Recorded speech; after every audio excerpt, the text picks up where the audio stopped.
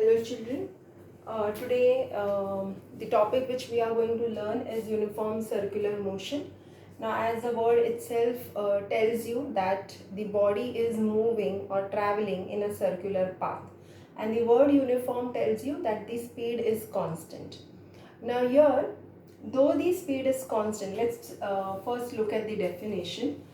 When a particle moves with a constant speed in a circular path, its motion is said to be the uniform circular motion. So you understand that the speed is constant. Now though the speed is constant, it's also written as it is an accelerated motion. So here when we say it's an accelerated motion, we have to understand that the magnitude of speed is constant. But now we are going to talk about the velocity, which is a vector quantity, as you have already learned in standard 9.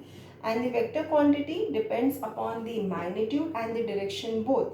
So if you consider the body as a point, so when this point is moving from here, from position A, if I mark this as position A and this position B, so when it is moving from position A to position B, as the distance is very small, you will see that it is traveling in a straight path. And that's the reason, if you see in the figure, though the body is traveling in a circular path, every point the direction is shown with a straight line, that is the tangent to this particular circle, tangent drawn to the particular circle. And that's the reason you will see that at point A, if you draw the tangent, the direction is different. If you draw the tangent to point B, the direction is different. And that's the reason the direction keeps on changing. And hence, the velocity changes, and therefore the body is said to have an accelerated motion. Now let us understand centripetal and centrifugal force. Now when we are talking about centripetal force, this is the body which is tied with the help of this dupatta, and I am trying to move it in a circular path. So this particular body which is tied with this dupatta is traveling in a circular path. So which particular force makes this particular motion possible? That is the force which is exerted in along the string, and it is in the inward direction, because I can feel that tension on my hand when I am trying to rotate it. So when I am feeling that tension on my hand, that means the force which is making this particular motion possible is towards the center of the motion or the circular path.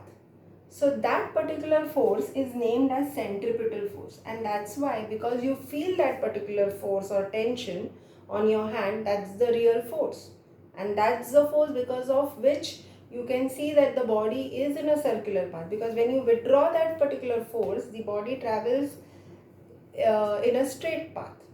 Now when the body is traveling in a straight path, do you think that there is another force which is the reaction of the centripetal force? You feel that because when you are sitting in a merry-go-round and you are inside merry-go-round, you feel that your body is thrown outwards, and because of that centripetal force there is some reaction force, and due to which you feel that you are moving in an outward direction.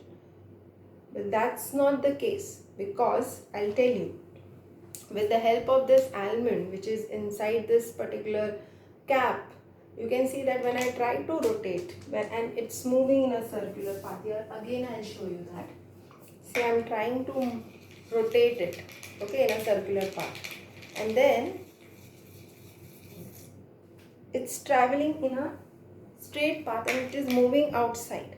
So when it is moving outside, that means now no more force is acting on it which is making it move in a circular path.